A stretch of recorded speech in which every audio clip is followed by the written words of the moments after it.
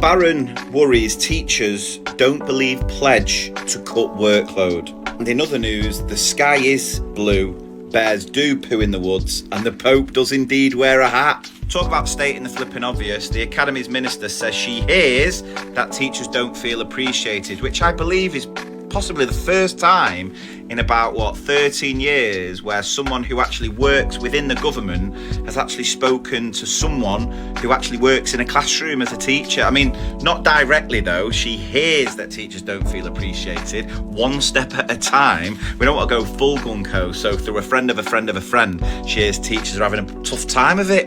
Baroness Barron worries that teachers don't believe the government is committed to reducing workload. Because, the government have got a brilliant track record of saying something and then following it through, not just following through. To give you a bit of context here, I've been leading training for teachers best part of 10 years now, and more recently I focused much more on the workload side of things because I was seeing the sort of detrimental impact that was having on recruitment, retention, well-being, the lot. Anyone who's ever followed me on social media or attended my training knows that I've been banging on about workload for, I don't know, 6 or 7 years. Since the DfE actually published this workload reduction toolkit for teachers in 2018, I ask teachers regularly on my training, do you feel your workload's got any better over the past year? The only time when someone said their workloads got easier was down in a school in Newport, and when I asked them why, they said, well, I used to work in England, but now work in Wales. Now, what make it clear, I'm not saying that workload's not an issue in Wales. I know it is.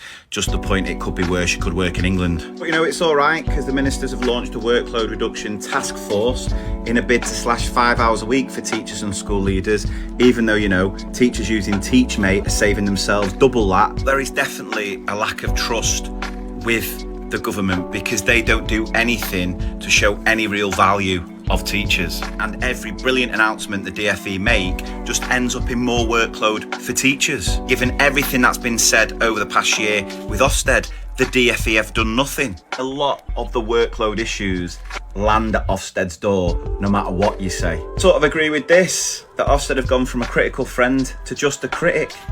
Because of Ofsted's ever-changing goalposts and their complete and utter lack of consistency, where we don't know if we're going to get a fair crack at the whip. Yes, there's some great inspectors out there, but there's also some terrible ones. And because we don't know if it's going to be a fair roll of the dice, we need to make sure everything's covered, which is growing workload exponentially. Put simply, there is no trust left in this profession. And that lack of trust has manifested itself into this ridiculous obsession with the accountability, which drops down at every level, starting with the DfE. Ofsted are expecting to see a Lamborghini school when we've got budgets for a Nissan Micra. And since Ofsted changed the goalposts with this new inspection framework around the curriculum, which initially I quite liked the sound of until the pandemic hit, and then during lockdowns, Ofsted did absolutely nothing to support schools, and so now seem hell-bent in just trying to justify their own existence than anything else. I don't think there's a single teacher in this country who will say, yeah, because of Ofsted's framework, my workload's got so much better. Not only as a primary school teacher do you need to teach your children, the 30 plus children in your class with a vast array of different needs, with one support staff in the whole school if you're lucky. Despite us all as teachers seeing and recognising the knock-on impact COVID, the pandemic, lockdowns have had on some of our children as far as behaviour issues, speech and language development, attendance and so on, despite absolutely no support from the DfE, and Ofsted for the past couple of years turning around going, yeah, but you can't use COVID as an excuse. There's no reason to blame anything on COVID. Oh, until now, where because she's on her way out, she's now going, yeah, actually, COVID could have had an impact. Oh, and on top of all of that, you need to now be an expert in a subject, even though you might not have any qualifications, and lead that subject across the whole school. So spend hours outside of your teaching time doing curriculum coverage, progression, assessment, and everything else you need to make sure is covered just in case your subject's picked for a deep dive in the next inspection. So yeah, would anyone be surprised to realise that teachers don't believe the DfE's pledge to cut workload?